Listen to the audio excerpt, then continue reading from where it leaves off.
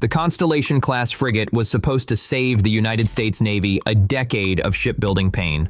The service spent 4 years, hundreds of millions of dollars, and enormous political capital choosing a design specifically to avoid the risks of starting from scratch.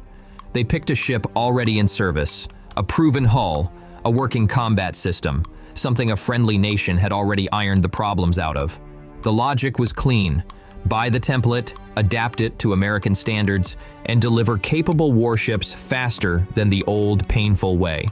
As of late 2025, the lead ship sat at roughly 12% complete, running more than 3 years behind schedule, sharing less than 15% commonality with the ship it was supposedly based on, and the Navy canceled the program before a single hull had been delivered.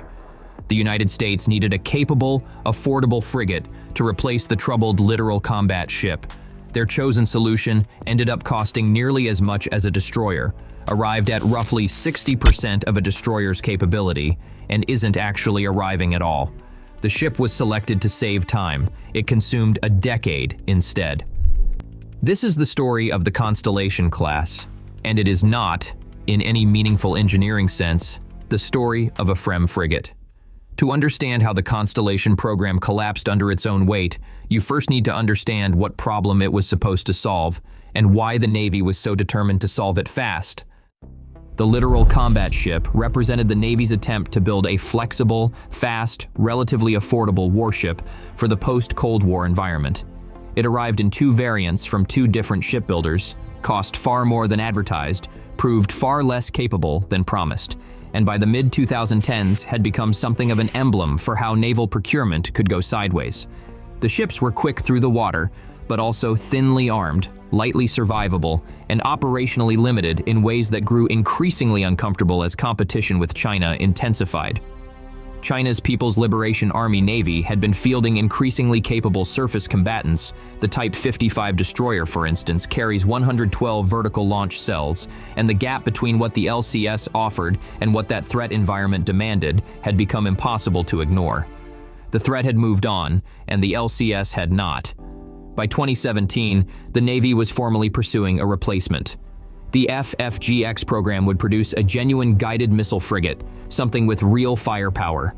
32 Mark 41 vertical launch system cells, sufficient to carry evolved Sea Sparrow missiles, anti-submarine rockets, and land attack weapons, a serious sonar suite, meaningful anti-submarine capability, and the survivability standards the LCS had traded away in exchange for speed and low cost. The problem was time. Designing a warship from scratch is a decade-long process under the best conditions, and the Navy wanted hulls in the water faster than that. And so the service arrived at what seemed, on a whiteboard, like an elegant solution. Run a competition, but require competing designs to derive from existing in-service parent ships. Take something proven, adapt it, and skip the worst of the early-stage engineering pain. 5 shipbuilders each received $15 million in early 2018 to develop conceptual designs, with proposals drawing from the Spanish F-100, the Dutch De Zeven Provinciën, and the Italian and French FREMM, among others. In April 2020, the Navy announced its choice. Fincantieri Marinette Marine, the Wisconsin-based American subsidiary of Italian shipbuilder Fincantieri, would build the FFG-62, to be named USS Constellation, under an initial contract worth $795 million, with options for 9 additional ships. The FREMM had genuine credentials. Conceived in the early 2000s as a joint French-Italian project, the program brought together France's naval group and Italy's Fincantieri to produce a ship that both nations actually operated. Italy's Bergamini-class FREMMs displaced around 6,500 tons, sustained speeds above 27 knots, and carried a capable suite of sensors and weapons. France had taken 11 ships. Italy was operating its class actively. This was not a paper design or a promising prototype.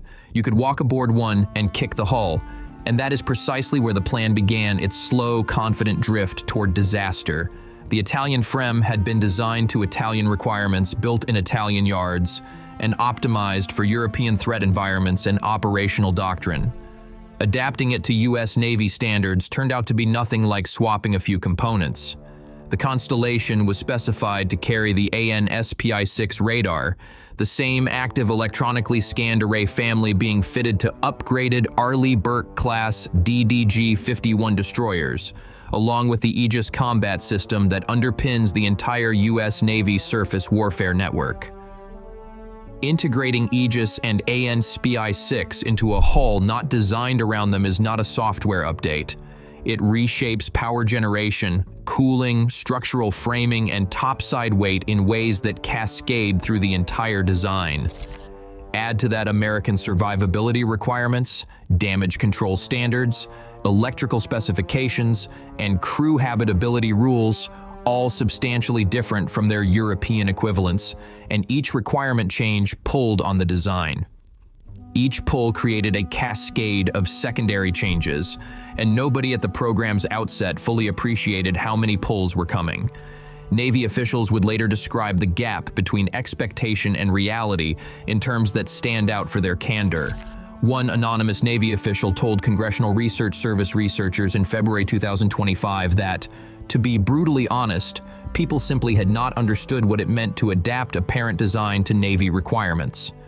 Another official, in the same set of interviews, observed that sometimes you are just better off designing a new ship.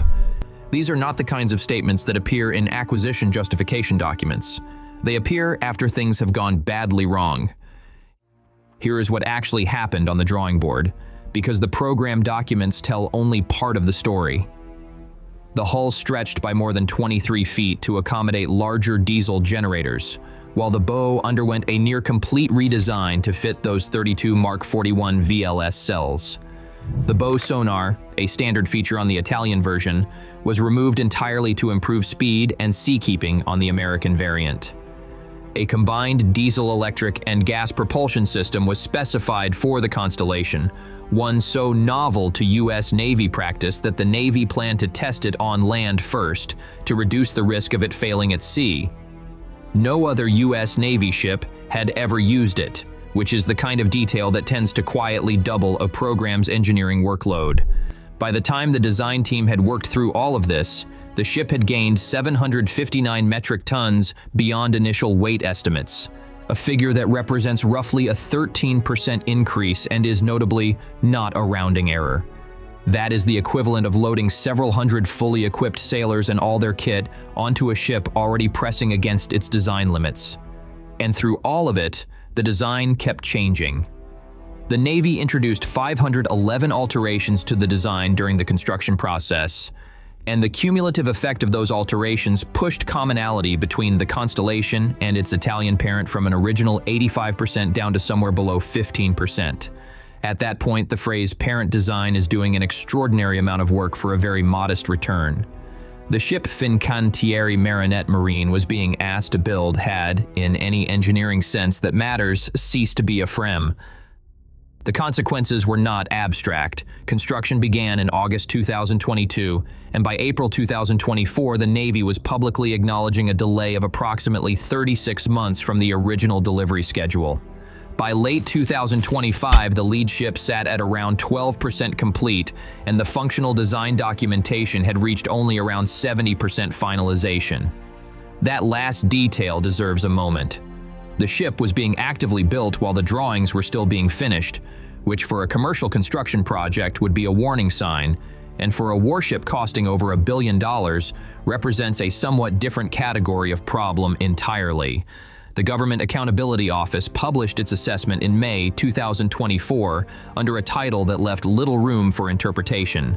Navy Frigate, unstable design has stalled construction and compromised delivery schedules. The GAO estimated the full 20-ship program would exceed $22 billion across its life, and the Navy's own fiscal year 2025 budget was already requesting $1.2 billion for the seventh ship alone, a haul that had not yet been started. There is a particular flavor of institutional optimism that treats a program's deepening problems as temporary, resolvable with a bit more time and funding, right up until the moment it becomes undeniable that they are not. The Constellation program had been sustaining that optimism for several years, and on November 25, 2025, it ran out. Secretary of the Navy John Phelan announced the termination of the last 4 ships in the class. Only FFG-62 and FFG-63 would be completed, and at the moment that news landed, Fincantieri's Wisconsin shipyard had been counting on Constellation orders to sustain its workforce through the coming years. The program that was supposed to deliver affordable frigates had instead produced 2 partially built ships, a decade of delays, and a workforce problem for a yard that had done little wrong except try to build what it was asked to build. The replacement program, announced within weeks of the cancellation, would use the National Security Cutter design from Huntington Ingalls Industries as its basis. The NSC is a Coast Guard vessel. The first flight of the new FFX will carry no integrated vertical launch system and no anti-submarine warfare equipment, with those capabilities potentially added in later variants. A program launched specifically to replace an inadequately armed ship will now be replaced, at least initially, by a design that is also inadequately armed. There is a certain grim coherence to that sequence of events. Step back from the procurement timeline for a moment, because the Constellation story is not only a tale of a program that went wrong, it carries a broader signal about something structural in how the Navy approaches major acquisitions. The service looked at the cost and the time required to build new warships from nothing and decided to shortcut the process by borrowing a proven European design. That European design then required so many modifications to meet American standards, Aegis integration, ANSPY-6 installation, US survivability specifications, that it stopped being European in any meaningful engineering sense, while retaining all the complications and constraints of something adapted rather than conceived from the outset. The cost savings disappeared, the time savings disappeared, and the program ultimately produced, at very considerable expense, the lesson that the shortcuts were never actually shortcuts. Senator Roger Wicker stated in a congressional hearing that the Constellation-Class would arrive 3 years late and would take nearly 10 years to deliver the lead ship, and that assessment, direct as it was, understated the final situation. At the time of the FFGX competition, some voices advocated for a different approach. Britain's Type 26 frigate carried hull volume and survivability standards closer to American practice, but it sat outside the competition parameters because it was not yet in service when the requirement was written. Given how comprehensively the Navy subsequently redesigned the FREMM anyway, the engineering risk the parent design rule was meant to avoid arrived regardless, just more expensively and more slowly than a clean sheet effort might have produced. By comparison, the Italian FREMM that inspired all of this costs considerably less, entered service on schedule, and is actively operating with the Italian fleet today. That contrast does not make the Americans look like they made the right call. The Constellation-Class will be remembered, when it is remembered at all, as a case study in what happens when institutional pressure to deliver results quickly collides with the physical reality of building complex warships. The 15% commonality figure serves as the program's epitaph. The Navy chose a parent design specifically to contain engineering risk, then introduced so many changes that the engineering risk arrived in full, without the coherence of the original design intent to manage it. 2 ships will eventually be completed, with delivery expected around 2030. They will be capable warships operated by crews who deserve better than the procurement story that preceded them. They will also represent one of the more costly lessons in recent American naval history about the difference between what looks like a shortcut on a program chart and what turns out to be a longer route with considerably worse conditions along the way.